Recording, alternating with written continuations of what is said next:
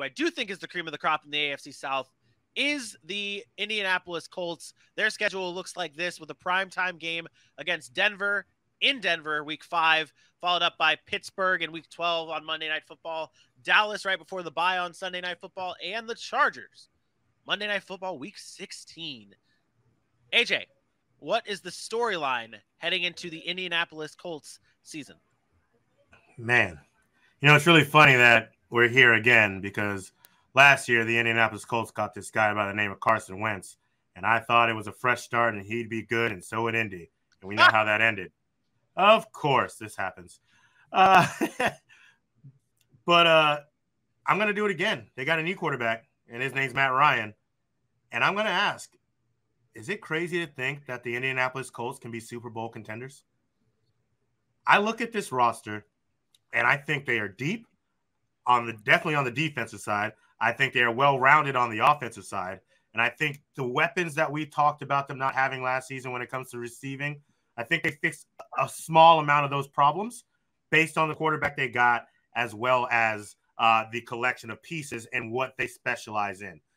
Everywhere you look, this is one of the teams, I think, in the AFC South that can embody next man up mentality better than some of the other teams, because they have the wherewithal of depth pieces. So I look at this roster, and I think that they have the possibility to go very deep into the offseason, into the postseason.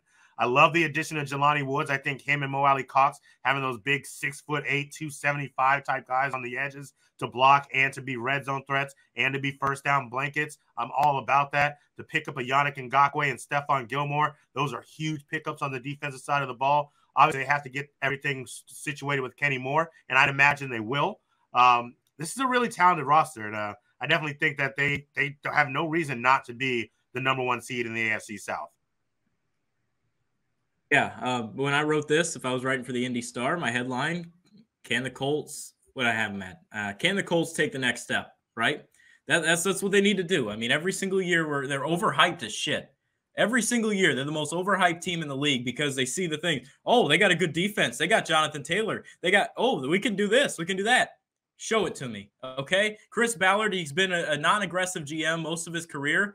That switched. He ended up making a lot of offseason additions as he brought over some pieces to Indianapolis. And, I mean, that's something that he hasn't done in a while. I mean, this is a team that every single year you expect them to do something big, and then they don't. I mean, it's got to get to a point right now. I think they need to take that next step, and I believe they can with who they brought in on the offensive side of the ball and on the defensive side of the ball. Yeah, for me, my storyline is Matt Ryan going to do the same thing that Phillip Rivers did 2 years ago? I think people forget how good Phillip Rivers was for them 2 years ago, which is going 11-5, playing well, getting to the playoffs, but falling short because he's kind of past his prime. And, Matt Ryan's been good. He hasn't been great over the past couple of seasons. His yards have gone down basically every season. He's throwing in more interceptions now at this stage in his career than he's thrown in the past. And I get it. He's played in Atlanta, but he did have Calvin Ridley, Julio Jones in the past couple of seasons, Kyle Pitts last year. So he's had some talent there. I just worry that this is the same Colts team that they were 2 years ago, which is a really good football team, good running back in the backfield, good defense, but just not enough to get over that hump to call them the Super Bowl contenders, because they can't compete at the quarterback position with teams like Kansas City Chiefs and Patrick Mahomes, Justin Herbert and the Chargers, Russell Wilson and the Denver Broncos, Buffalo and Josh Allen. So I wonder if they're going to have the same issue this year that they had in 2020. No more Carson Wentz. I think having the line is going to do Matt Ryan some wonders. Okay. I mean, even still with that bad line, he only fell 35 yards short of 4,000 for like the 8th or 9th consecutive season. Let's not boast Indy's line too much, because they lost pieces, and I don't know that they got significantly better than last year. And let's be honest, they don't have the weapons on the outside that really create a lot of separation, including a Michael Pittman, who's just a big body. And it's not the same as playing behind a solid offensive line and having receivers that can separate. Matt Ryan's either going to have to force balls in there to tighter windows, or they're going to have significant better protection than they did last year for Carson Wentz, who's more mobile than Matt Ryan. So I don't know that this offensive line is as good as we're giving them credit for in this stage and where they're at. I worry a little bit about this team. I got another point here. I talked about can they compete and stuff like that. You talk about the pieces they brought in. You have Stephon Gilmore and all this stuff that happens. Like, here you go, looking at the additions. It's about time. There was Jim Irsay, the owner of the Colts, was pissed off after the GM, after Ballard, the moves and all that stuff when it took place. He wanted some change. He fired him up, right? So Matt Ryan, they bring in Matt Ryan, Yannick Ngakoue, all these big pieces. You drafted Alec Pierce. I mean, that's what they needed to do. They needed to bring in weapons. But I'll tell you this, Matt Ryan, right? He's a good quarterback. He's someone that can step in there. I question if he can get it done without weapons, because you look at his entire career, whether you're going back to his early days of Tony G, Roddy White, Julio Jones with the dreads or the small dread cut that he had, and then they got good as he got older, and then you had some other pieces, a Calvin Ridley thrown in there, a good year from Mohamed Sanu. You have some good pieces, a tight end. He's had weapons his whole career. You're going to Indy with Michael Pittman, Alec Pierce. Who else do you want to throw out there? You're only older. I mean, this is not good. You got a run game. You had that with Michael Turner. I question if Matt Ryan can get it done without any weapons, because I haven't seen it in his career. 20 picks, 20 touchdowns and 12 picks last year, throwing to Christian Blake and Zacchaeus. Listen, last year, we know last year. That's fine. Last year happened, okay? Get over it. It happened. Look at the type of the people and the weapons you talked about that he had. I'm not saying Michael Pittman is Julio Jones, but the body type, the big body, the long, the rangy, the catch radius. You look at Alec Pierce, a guy who can get downfield and separate and stack corners the way you need to. He's got two big tight ends to work with, and he's got a very solid running back by committee. Nyheim Hines is a great pass catcher. Jonathan Taylor has shown his capability to catch the ball. They just signed Phillip Lindsay, who's not some world beater, but he's no scrub either. He's been in crappy situations on bad teams, but now they have the weapons. They're not all pro receivers, but you can make something of it. Not everyone's going to have a number one receiver everywhere you look. See, this is what I don't get. So now all of a sudden the Colts have the weapons. This is the same exact wide receiver room minus a T.Y. Hilton this year, and you add in a rookie in Alec Pierce, who we hope is going to be good, who we hope is going to turn into something. I don't look at this Colts room and say, "Oh, they have a bunch of weapons." They don't. Dylan's right. They don't. They don't have. To be honest, Michael Pittman is more.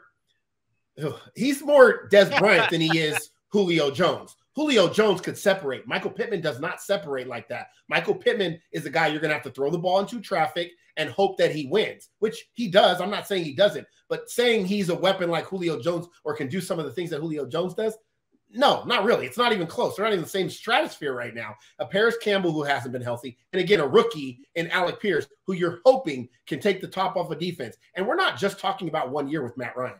Matt Ryan hasn't thrown 30 touchdowns the past 3 seasons. And before that, he had one decent year, and then he only had 20 touchdowns and 12 picks the year before that. So this is not some quarterback that's been killing it for years and then had one bad season. He's getting older. His effectiveness is not the same. He's had a great career, but let's not act like he is right in the same situation as Phillip Rivers was when he came to the Colts 2 years ago. And guess what? Phillip Rivers was good enough to win enough games, 11 games, get to the playoffs, play a team tough, but couldn't get the job done because he wasn't dynamic enough, because he didn't have the arm strength, because he didn't have the weapons on the outside to make things happen. And that's the exact situation that Matt Ryan's walking into. Can they be good? Yes. But are they going to compete with the Chiefs, the Bills, the Chargers, the Broncos, the Browns if Deshaun Watson's there? I don't see it. I think they're a good team, but I don't think they're ready to take that step yet until they get their future quarterback. And I'm sorry, 38-year-old Matt Ryan's not it. We also need to like come back to life too with like Alec Pierce. Like when we did our pre-draft process, he was not even in our top 10 for wide receivers in this draft. Like we had like Jalen Tolbert, John Metch. We had those guys over Alec Pierce. So like just pump the brakes on Alec Pierce. Maybe pump the brakes on the Indianapolis. He's a good deep threat. He's a good deep threat. I'm not saying I am not saying I think he's a very talented wide receiver. He has the potential. He could still do some damage. Funny, we talk about how the Colts might not be there yet or there. We still have them as the top AFC South team. Aaron, you have them at 11-6. AJ, you have them at 12-5. Dylan, you have them at 11-6, and I have them at 12-5. They are the best of of the AFC South. I think that's pretty cut and dry right there. I don't think that there's much to look at with, like, when we look at their schedule, they have some tough games, but then they have also the teams that they can still beat up on, Houston, maybe Jacksonville, I don't know, the Giants. I mean, this is still a schedule that favors the Indianapolis Colts more so than like the Titans schedule. But they'll win regular season games because they can run the football. So they will win games. They're going to win enough games during the regular season because they run the football effectively. They have a really effective running back, and Matt Ryan's a good quarterback. He'll be able to win some regular season games. It's really going to boil down to those playoff matchups and being dynamic enough to go out and outscore a Buffalo and outscore a Kansas City, outscore a Chargers team or a Broncos team when they get there. So I think that's the real issue. It's not like I know we bashed them a lot kind of in this segment. This is not a knock on the Colts. They are a very good football team, but you need dynamic playmakers in the moments when they count and in the playoffs. And we saw that. We see that every year, whether it's even the 49ers with their success. They were dynamic enough because they had Deebo Samuel to make a run, right? The Rams, dynamic. Chiefs, dynamic. The Bengals had dynamic playmakers, and that's what you need when the games matter. And I think the Colts are lacking that right now. Yeah, I wonder. I don't even remember where we had them in our power rankings, but I don't think that they're meh.